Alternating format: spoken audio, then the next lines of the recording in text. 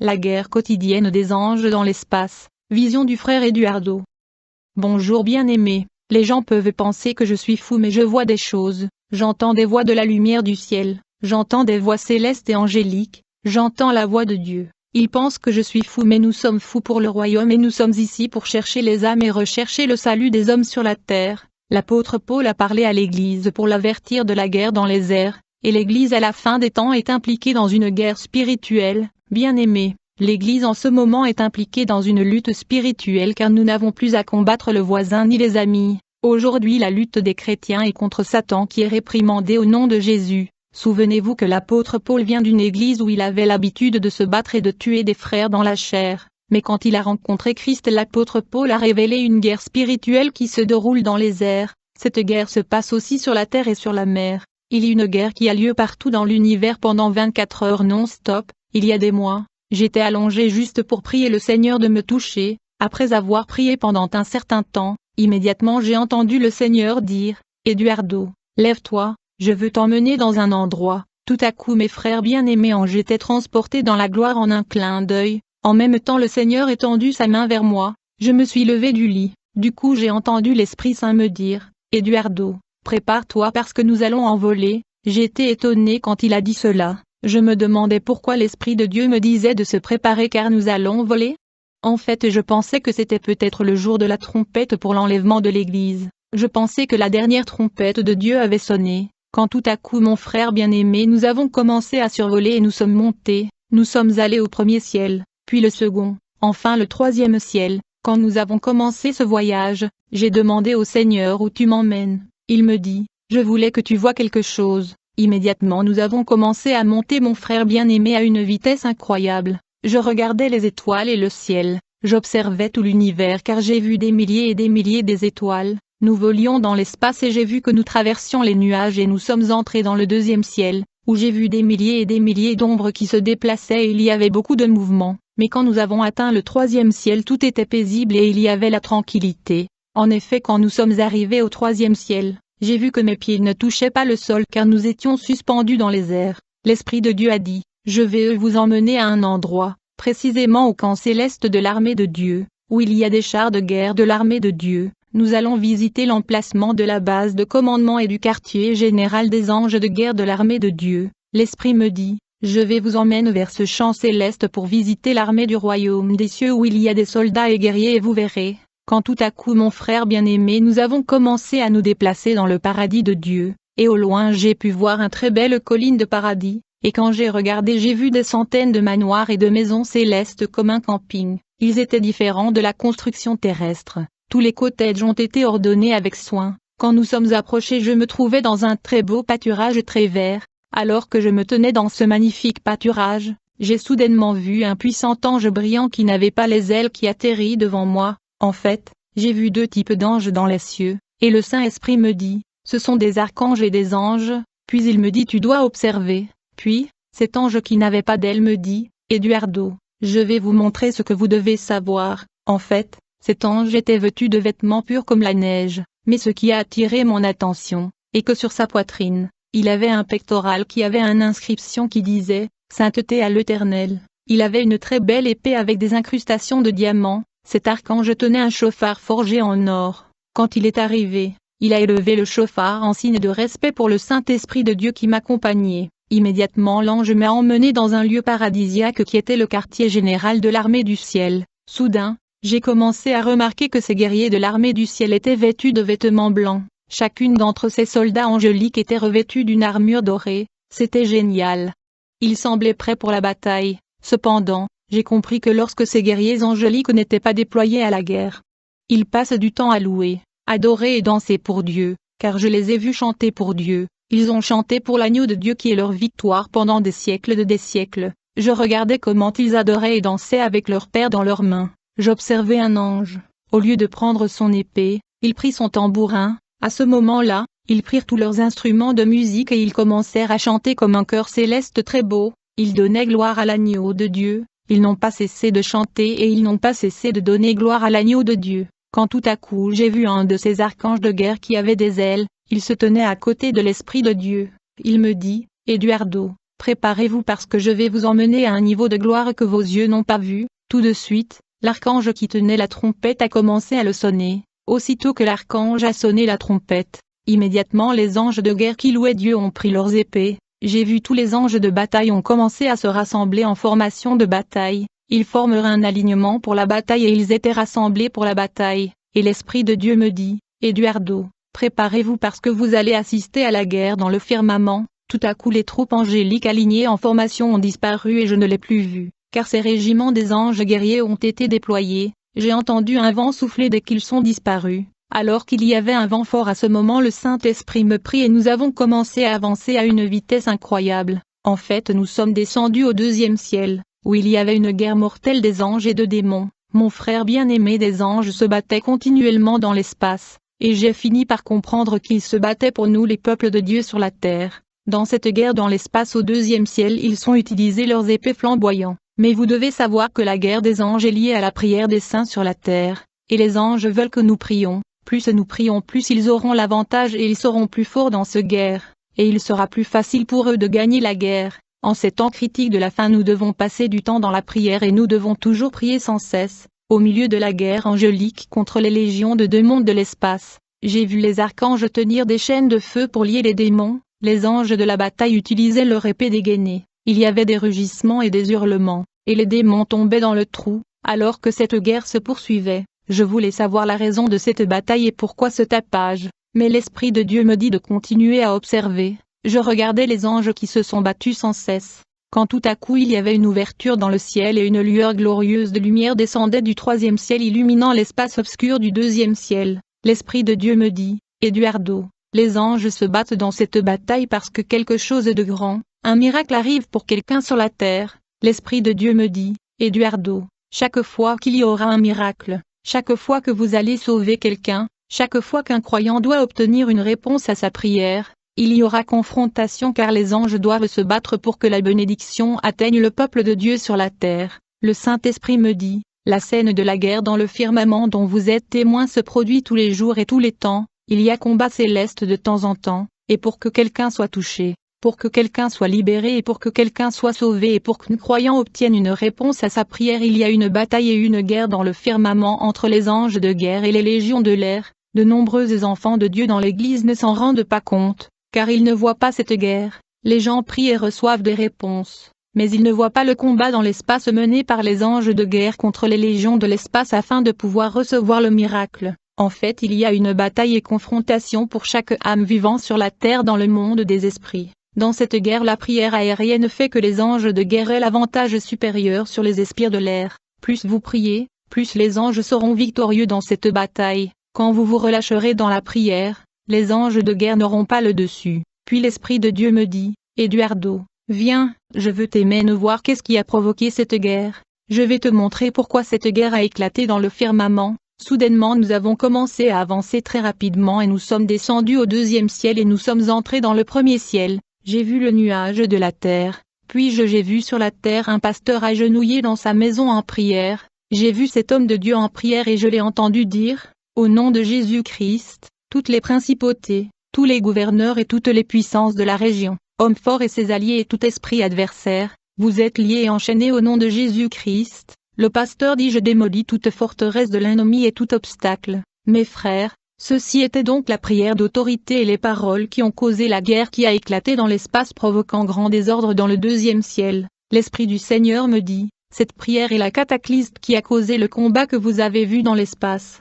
Chaque fois que vous passez du temps dans la prière, des anges de guerre seront rassemblés et déployés contre des légions de l'air, de la terre et de la mer. Et plus vous priez, plus les anges deviennent forts. L'Esprit de Dieu me dit, je veux que vous voyiez ce qui se passe quand vous priez. Mon frère bien-aimé, j'ai vu la gloire de l'agneau de Dieu descendre sur le pasteur qui priait. C'était en fait une nouvelle onction sous la forme d'huile qui a quitté le ciel, tombant sur la tête de l'homme de Dieu qui priait. L'Esprit de Dieu m'a dit, chaque fois que quelqu'un se bat spirituellement et passe du temps dans la prière, je lui donne l'onction du ciel pour être fort, parce qu'il libère l'onction et qu'il a besoin d'être rechargé pour ne pas s'affaiblir. Et que cette gloire que vous avez vue est l'onction d'huile venant du troisième ciel. Chaque fois que quelqu'un combat cette bataille spirituelle, je lui donne quelque chose de nouveau à conquérir et une nouvelle onction, dit le Seigneur. Monsieur Eduardo, Tu dois mettre l'armure de Dieu et ne pas l'abandonner, prendre ton bouclier et prendre ton épée, porter tes souliers sur les pieds, prenez les cuirasses. Le Seigneur dit, Eduardo, prends ton casque et ne le lâche jamais. Ne ressemble pas à la plupart des croyants. Aujourd'hui ils prennent le bouclier, demain ils l'abandonnent. Ils prennent l'épée aujourd'hui et demain ils enlèvent leurs chaussures. L'armure de Dieu doit être complète. Si vous n'avez pas l'armure de Dieu, vous ne pourrez pas combattre. À chaque fois que l'Église prie dans une bataille spirituelle, il y a la guerre au ciel, car quand l'Église combat, les anges guerriers combattent aussi. Tout ce que vous liez sur terre est lié au ciel, tout ce qui est de lié sur la terre est délié au ciel. C'est pourquoi il est important d'entendre la voix de Dieu dans cette guerre. L'Esprit de Dieu me dit de ne pas laisser l'ennemi entrer chez moi, car beaucoup d'enfants de Dieu ont laissé l'ennemi entrer chez eux dans leur maison.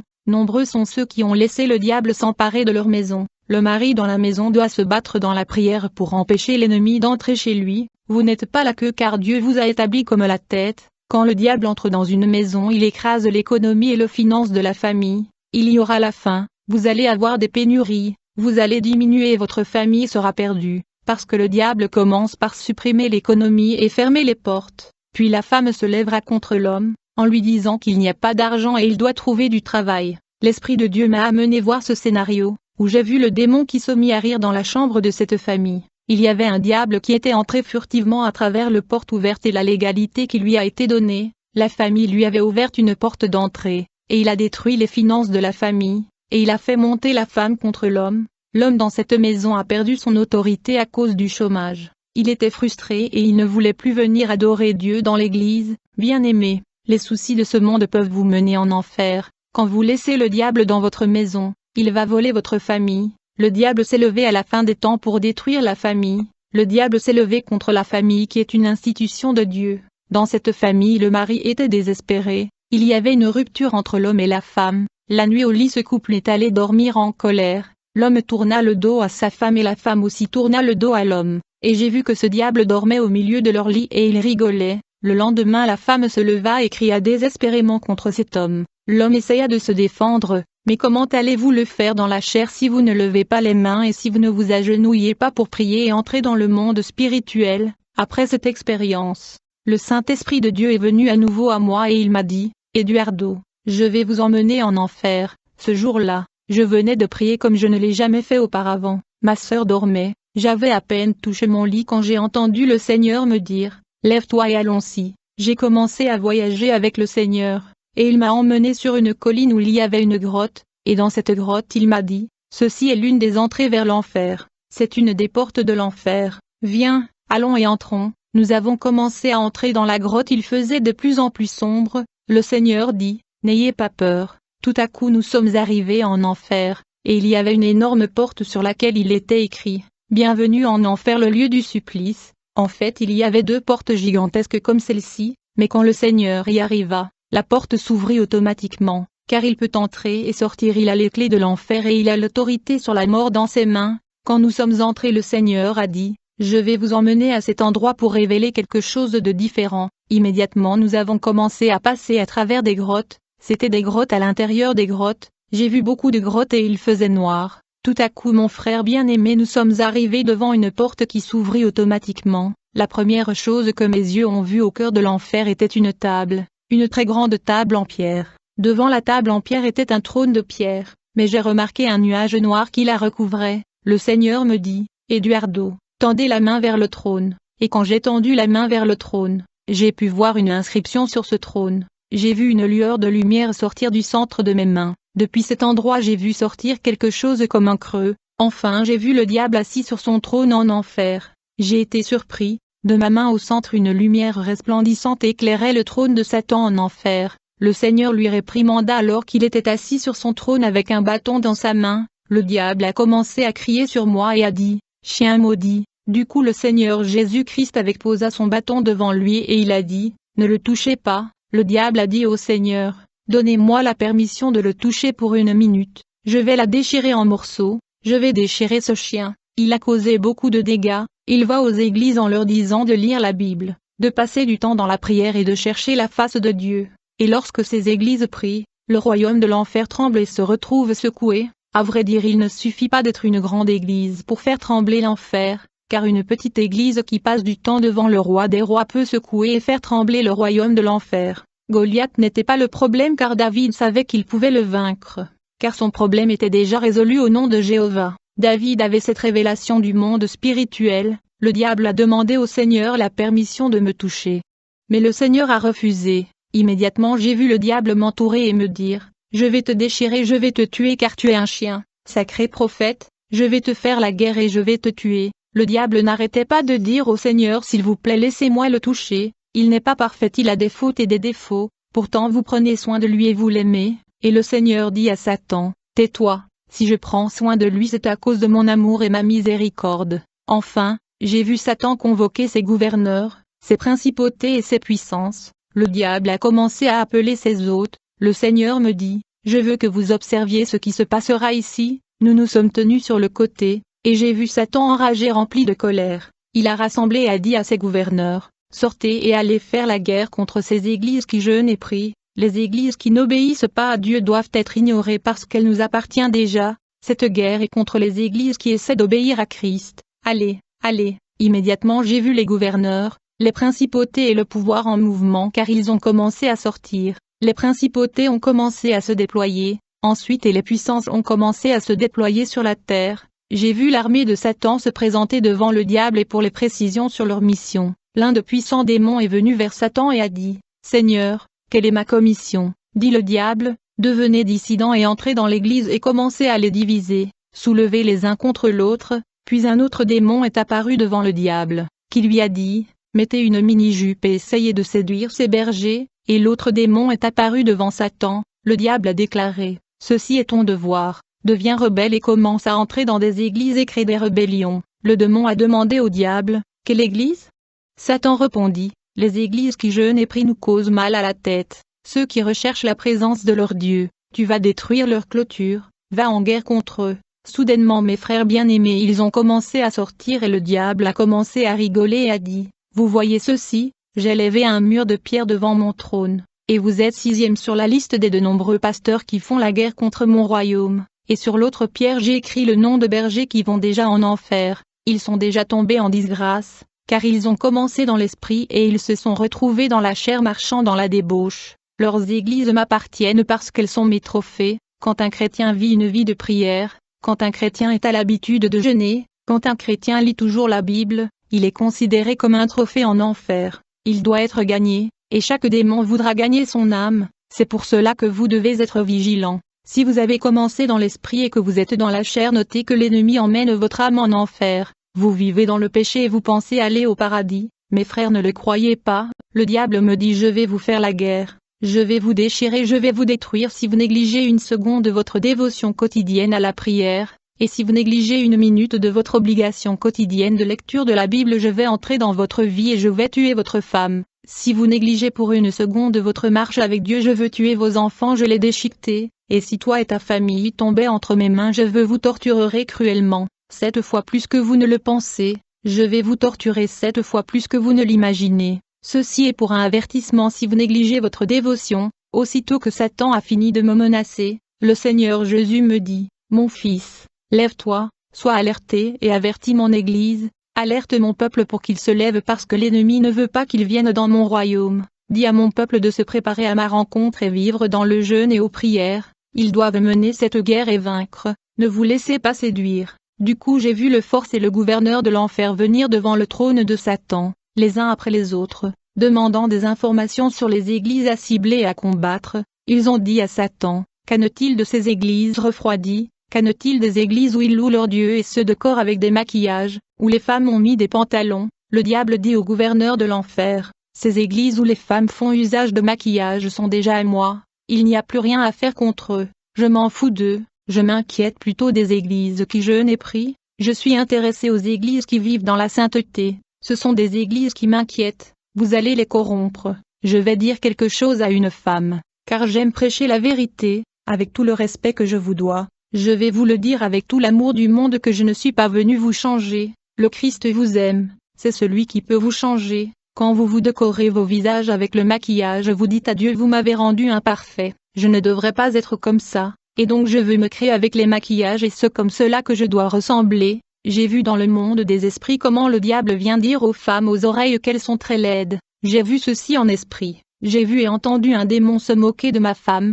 Je priais depuis 4 ans pour que ma femme enlève ses mini-jupes et ce maquillage. J'avais dû me battre contre l'esprit de maquillage pour 4 ans. À un moment donné ma femme m'a dit si tu continues à prêcher ce message contre les maquillages je vais continuer à peindre mon visage. Je lui ai dit que je continuerai à prêcher ce message. Ni vous ni personne ni le diable ne changerait ce message. Soudainement dans une rêve après 4 ans de bataille dans la prière, le Saint-Esprit est venu et a dit, viens je veux que tu observes quelque chose. Dans cette vision je crois que ce que j'ai vu était un esprit impur qui a dit à ma femme, tu es très laide, tu as besoin d'être maquillée. J'ai défié l'esprit impur et j'ai proféré des menaces contre lui et je l'ai réprimandé. J'ai dit que ma femme était belle pour moi. Dans la même nuit Dieu se manifesta dans un rêve et a montré à ma femme comment une dame chrétienne devrait s'habiller. Ce jour-là quand ma femme s'est réveillée elle pleurait et elle m'a dit, j'ai vu une longue jupe, un chemisier décent. Jésus lui a dit dans ce songe, si tu veux me plaire tu vas t'habiller comme ça comme je te montre. Elle a dit à Jésus je n'avais jamais porté ce genre de vêtements. Le Seigneur lui a répété, si tu veux me faire plaisir, tu vas t'habiller comme ça. Depuis que ma femme a commencé à s'habiller décemment, les gens sont venus et m'ont dit frère, pourquoi laisses-tu ta femme s'habiller comme une femme hongroise? Ils ont dit, ton épouse ressemblait à une religieuse, elle s'habillait à l'ancienne mode. La voix audible du Christ m'a dit de résister à toute pression et les choses de ce monde, parce qu'il y a une grande récompense. Christ m'a envoyé dans ce temps-ci pour dire à l'Église de se préparer parce que le diable ne veut pas le peuple de Dieu entre au ciel mais le Christ m'a élevé pour vous dire de mener cette guerre pour aller au royaume des cieux. Vous commencez dans l'esprit et vous devez finir dans l'esprit.